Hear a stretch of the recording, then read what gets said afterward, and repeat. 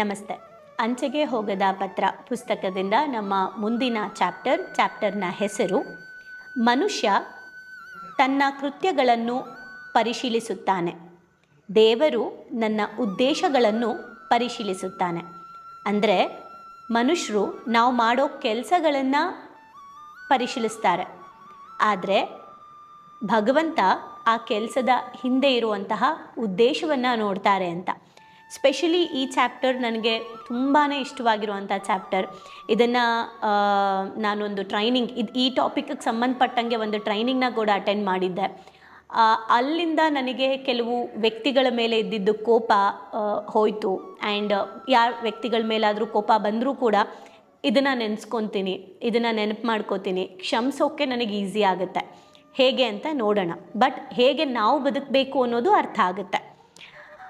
ಹೇಗೆ ಅಂದರೆ, ಒಂದು ಹುಡುಗ ಒಂದು ಹುಡುಗಿ ಹಗ್ ಮಾಡಿದ್ರಂತೆ. ಆಗ ಇವ್ರು ಕೇಳಿದ್ರಂತೆ, ನೀವಿಬ್ಬರು ಹಗ್ ಮಾಡಿದ್ರಲ್ಲ, ನಿಮಗೆ ಏನು ಅನ್ನಿಸ್ತು ಅಂತ. ಆಗ ಆ ಹುಡುಗ ಹೇಳಿದ್ರಂತೆ, ನನಗೆ ನನ್ನ ತಂಗಿನೋ ನಮ್ಮ ಅಕ್ಕನೋ ಹಗ್ ಮಾಡ್ಕೊಳೋ ಥರ ಫೀಲ್ ಆಯಿತು ಅಂತ. ಆ ಹುಡುಗಿನ ಕೇಳಿದ್ರಂತೆ, ಆ ಹುಡುಗಿ ಹೇಳಿದ್ರಂತೆ, ನನಗೆ ನನ್ನ ಲವ್ವರ್ನ ಹಗ್ ಮಾಡೋ ಥರ ಆಯಿತು ಅಂತ. ಇಲ್ಲಿ ತಪ್ಕೊಂಡಿದ್ದು ಹಗ್ ಮಾಡಿದ್ದು ಕೆಲಸ ಒಂದೇ, ಬಟ್ ಉದ್ದೇಶ ಇಬ್ಬರಿಗೂ ಬೇರೆ ಬೇರೆ ಇದೆ. ಕರೆಕ್ಟ್. ಹಾಗೆಯೇ ನಿಮ್ಗೆ ಇನ್ನೂ ಚೆನ್ನಾಗಿ ಎಕ್ಸಾಂಪಲ್ಸ್ನ ಕೊಟ್ಟು ಅರ್ಥ ಮಾಡಿಸಿದ್ದಾರೆ ಇಲ್ಲಿ. ಅದೇನೆಂದರೆ, ಒಂದು ಯುದ್ಧದಲ್ಲಿ ನಾವು ಇನ್ನೊಬ್ಬರನ್ನ ಕೊಂದರೆ ಅವರು ರಾಷ್ಟ್ರೀಯ ನಾಯಕರಾಗ್ತಾರೆ. ಅದೇ ದೇಶದ ಒಳಗೆ ನಾವು ಯಾರನ್ನಾದರೂ ಕೊಂದರೆ ಕೊಲೆಗಾರರು ಅಂತ ಅನ್ಸ್ಕೋತೀವಿ. ಕರೆಕ್ಟಾ? ಹಾಗೆ ದೇಶದ ಸಲುವಾಗಿ ಆತ್ಮಾಹುತಿ ಮಾಡಿಕೊಂಡ್ರೆ ಅವರು ಹುತಾತ್ಮ ಅಂತ ಅನ್ಸ್ಕೋತಾರೆ.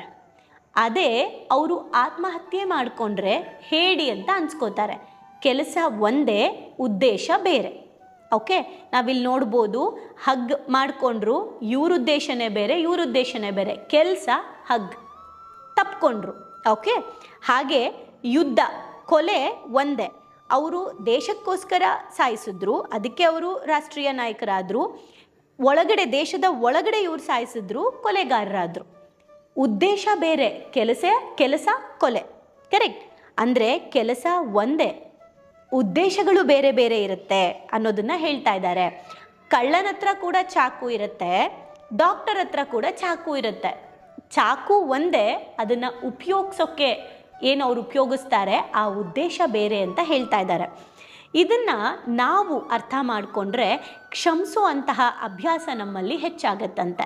ಕ್ಷಮಿಸೋ ಗುಣ ನಮಗೆ ಹೆಚ್ಚಾಗತ್ತಂತೆ. ಯಾಕಂದರೆ ಕೆಲವು ವ್ಯಕ್ತಿಗಳು ನಮ್ಮ ಜೊತೆಯಲ್ಲಿರುವಂಥವ್ರೆ, ನಮ್ಮ ಸುತ್ತಮುತ್ತ ಇರುವಂಥವ್ರೆ ಏನಾದರೂ ಒಂದು ಕೆಲಸ ಮಾಡಿದಾಗ ಸಡನ್ನಾಗಿ ನಾವು ಅವ್ರ ಮೇಲೆ ಕೋಪ ಮಾಡ್ಕೊಳ್ಳೋದಕ್ಕಿಂತ ಇದ್ರ ಹಿಂದೆ ಅವ್ರು ಯಾಕೆ ಹೀಗೆ ಮಾಡಿರ್ಬೋದು, ಅವರು ಯಾವ ನೋವಲ್ಲಿ ಇದನ್ನು ಮಾಡಿರ್ಬೋದು, ಅವರು ಯಾವ ಪರಿಸ್ಥಿತಿಯಲ್ಲಿ ಇದನ್ನು ಮಾಡಿರ್ಬೋದು ಅಂತ ಅವರ ಉದ್ದೇಶವನ್ನು ತಿಳ್ಕೊಳ್ಳೋಕ್ಕೆ ಸಹಾಯ ಆಗುತ್ತೆ, ಇದು ನಮಗೆ ಗೊತ್ತಿದ್ರೆ. ಓಕೆ. ಸೊ ಅದನ್ನು ಇವರು ಹೇಳ್ತಾ ಇದ್ದಾರೆ. ಹೇಗೆ ಅಂದರೆ, ಜಗತ್ತು ನನ್ನನ್ನು ನೋಡ್ತಾ ಇರೋದು, ನನ್ನ ಕೃತ್ಯಗಳಿಂದ, ನಾನು ಮಾಡೋ ಕೆಲಸದಿಂದ ಜಗತ್ತು ನನ್ನನ್ನು ಪರೀಕ್ಷಿಸ್ತಾ ಇದೆ, ಮನುಷ್ಯರು. ಆದರೆ ಭಗವಂತ ನನ್ನ ಉದ್ದೇಶಗಳನ್ನು ಪರಿಶೀಲಿಸ್ತಾ ಇರ್ತಾನೆ ಅಂತ ಹೇಳ್ತಾ ಇದ್ದಾರೆ. ಸೊ ನಾವು ನಮ್ಮನ್ನು ತುಂಬ ವಿಶ್ವಾಸ ಇಡುವಂಥ ಜನರಿಗೆ ನಾವು ನಮ್ಮನ್ನು ವಿವರಿಸೋ ಅಂಥ ಅವಶ್ಯಕತೆಯೇ ಇರೋದಿಲ್ಲ. ಯಾಕಂದರೆ ಅವರಿಗೆ ನಮ್ಮ ಮೇಲೆ ನಂಬಿಕೆ ಇರೋದಲ್ಲ, ನಮ್ಮ ಉದ್ದೇಶದ ಮೇಲೆ ನಂಬಿಕೆ ಇರುತ್ತೆ. ಕೆಲವೊಂದು ಟೈಮು ಕೆಲವ್ರು ನಮ್ಮನ್ನು ಅರ್ಥ ಮಾಡ್ಕೊಂಡಿರೋರು, ನೀನು ಯಾಕೆ ಹಿಂಗೆ ಮಾಡಿದೆ, ನೀನು ಯಾಕೆ ಇದನ್ನು ಮಾಡ್ತಿದ್ಯಾ ಅಂತ ಪ್ರಶ್ನೆ ಮಾಡಲ್ಲ. ಅವ್ರು ಏನೇ ಮಾಡಿದ್ರು ಅವ್ರ ಹಿಂದೆ ಒಂದು ಉದ್ದೇಶ ಇರುತ್ತೆ ಅಂತ ಅವ್ರಿಗೆ ಗೊತ್ತಿರುತ್ತೆ. ಸೊ ಯಾರು ನಮ್ಮ ಉದ್ದೇಶವನ್ನು ನೋಡ್ತಾರೆ ಅವ್ರ ಹತ್ರ ನಾವು ಎಕ್ಸ್ಪ್ಲೇನ್ ಮಾಡೋ ಅವಶ್ಯಕತೆ ಇರೋದಿಲ್ಲ. ಹಾಗೆ ನಮಗೂ ಕೂಡ ಇನ್ನೊಬ್ಬರ ಉದ್ದೇಶ ಅರ್ಥ ಆದರೆ ನಾವು ಇನ್ನೊಬ್ಬರ ಹತ್ರ ಎಕ್ಸ್ಪ್ಲೇನ್ ಮಾಡಿಸ್ಕೊಳ್ಳೋ ಅವಶ್ಯಕತೆ ಇರೋದಿಲ್ಲ. ಅವ್ರು ಯಾಕೆ ಈ ಕೆಲಸ ಮಾಡ್ತಿದ್ದಾರೆ ಅಂತ ಅರ್ಥ ಆಗುತ್ತೆ. ಅರ್ಥ ಆಗ್ತಿದೆ ಅಲ್ವಾ? ಅಂದರೆ ಎಷ್ಟು ಡಿಫ್ರೆನ್ಸ್ ಇದೆ ನೋಡಿ. ಉದ್ದೇಶನ ತಿಳ್ಕೊಂಬಿಟ್ರೆ ಆ್ಯಕ್ಚುಲಿ ಜಗಳಗಳು ಕಡಿಮೆ ಆಗುತ್ತೆ. ಫಾರ್ ಎಕ್ಸಾಂಪಲ್, ಯಾವುದೋ ಒಂದು ಹುಡುಗಿ ನಡ್ಕೊಂಡು ಹೋಗ್ತಾ ಇರ್ತಾರೆ.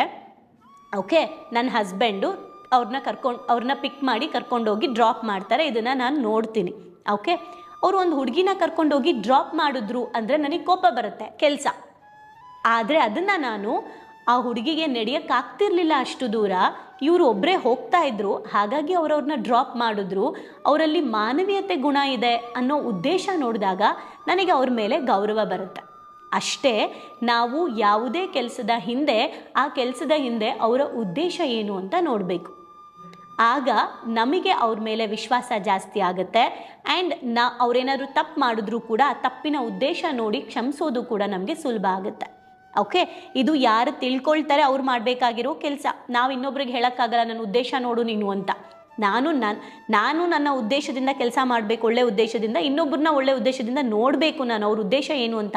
ಹಾಗಂತ ನಾನು ಒಂದು ಒಳ್ಳೆ ಇಂಟೆನ್ಷನ್ಗೆ ಇದನ್ನು ಮಾಡಿದ್ದೀನಿ, ನಿನ್ಗೆ ಗೊತ್ತಾಗಲ್ವಾ ಅಂತ ಕೇಳಂಗಿಲ್ಲ. ಇದು ಅರ್ಥ ಮಾಡ್ಕೊಂಡಿರೋರು ಅಪ್ಲೈ ಮಾಡ್ಕೊಬೇಕು. ಓಕೆ, ಸೊ ಹಾಗೆ ಅವ್ರು ಏನು ಹೇಳ್ತಿದ್ದಾರೆ ಅಂದರೆ, ಉದ್ದೇಶಕ್ಕೆ ಅನುಗುಣವಾಗಿ ನಮಗೆ ಶಿಕ್ಷೆ ಸಿಗುತ್ತೋ ಅಥವಾ ನಾವು ಮಾಡೋ ಕೆಲಸಕ್ಕೆ ಅನುಗುಣವಾಗಿ ಶಿಕ್ಷೆ ಸಿಗುತ್ತೋ ಅಂತ ಹೇಳೋದಾದರೆ, ಜನರಿಂದ, ಮನುಷ್ಯರಿಂದ ನಮಗೆ ಏನೆಲ್ಲ ಶಿಕ್ಷೆ ಸಿಗುತ್ತೆ ಅದು ನಾವು ಮಾಡೋ ಕೆಲಸಕ್ಕೆ ಸಿಗುವಂಥ ಶಿಕ್ಷೆ. ಭಗವಂತನೂ ಶಿಕ್ಷೆ ಕೊಡ್ತಾನೆ, ಅವನು ನಾವು ಮಾಡೋ ಕೆಲಸಕ್ಕೆ ಶಿಕ್ಷೆ ಕೊಡಲ್ಲ, ಆ ಕೆಲಸದ ಹಿಂದೆ ಇರೋ ಉದ್ದೇಶಕ್ಕೆ ಶಿಕ್ಷೆ ಕೊಡ್ತಾನೆ ಅಂತ ಹೇಳ್ತಾ ಇದ್ದಾರೆ. ಹಾಗಾಗಿ ನಾವು ಹೇಗೆ ಜೀವಿಸಬೇಕು ಅಂತ ಅಂದರೆ, ಎರಡನ್ನೂ ಗೆಲ್ಲಬೇಕು. ಜಗತ್ತನ್ನೂ ಗೆಲ್ಲಬೇಕು ಅಂದರೆ ಮನುಷ್ಯರನ್ನೂ ಗೆಲ್ಲಬೇಕು, ಭಗವಂತನನ್ನೂ ಗೆಲ್ಲಬೇಕು. ನಾವು ಮಾಡೋ ಕೆಲಸ ಮಾಡಬೇಕು, ಆ ಕೆಲಸದ ಹಿಂದೆ ಉದ್ದೇಶ ಪರಿಶುದ್ಧವಾಗಿರಬೇಕು. ಆಗ ಭಗವಂತ ನಮ್ಮ ಜೊತೆಗೆ ನಿಂತ್ಕೊಳ್ತಾರೆ.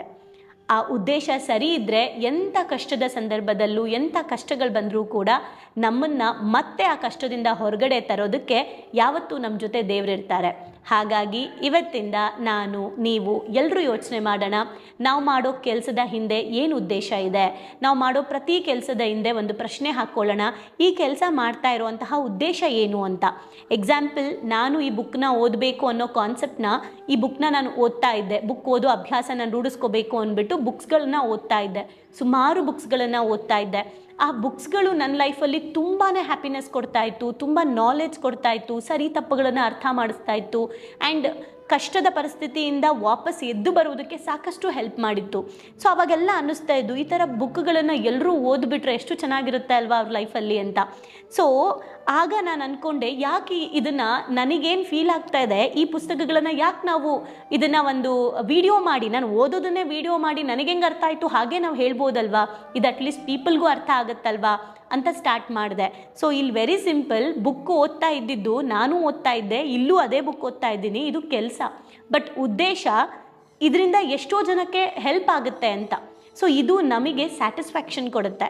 ಹಾಗೆ ನಾವು ಮಾಡೋ ಎಲ್ಲ ಕೆಲಸದ ಹಿಂದೆ ನಾವು ಯಾಕೆ ಈ ಕೆಲಸ ಮಾಡ್ತಾ ಇದ್ದೀವಿ ಅಂತ ಉದ್ದೇಶನ ಚೆಕ್ ಮಾಡಿ ಕೆಲಸ ಮಾಡಿ, ನಿಜವಾಗ್ಲೂ ನಿಮಗೆ ಆ ಕೆಲಸ ತೃಪ್ತಿ ಕೊಡುತ್ತೆ.